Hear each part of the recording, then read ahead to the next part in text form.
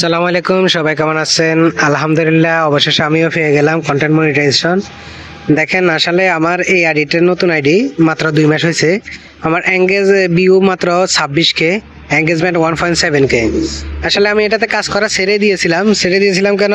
এটাতে আমার monetization, content monetization যে অপশনটা থাকে ড্যাশবোর্ডে, ওই অপশনটাই ছিল না। যার কারণে আমি এটাতে কাজ ছেড়ে দিয়েছিলাম। মাঝে মধ্যে একটা করে পোস্ট দেই, যেমন গতকালকে একটা পোস্ট দিয়েছি, গত পরশুদিন একটা পোস্ট দিয়েছিলাম।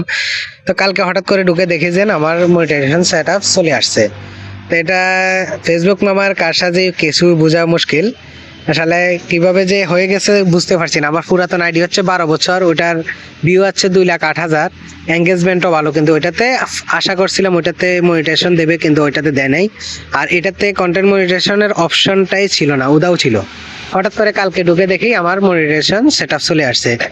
তো যারা নতুন আছেন সবাই কাজ করে যান, কখন যে চলে আসবে কেউ বলতে পারে না। এটা ফেসবুক মামা কখন কাকে দিবে কেউ বলতে পারবে না। যারা এখনো পান নাই তাদের জন্য দোয়া ও শুভকামনা রইল। ইনশাল্লাহ আশা থাকেন পেয়ে যাবেন।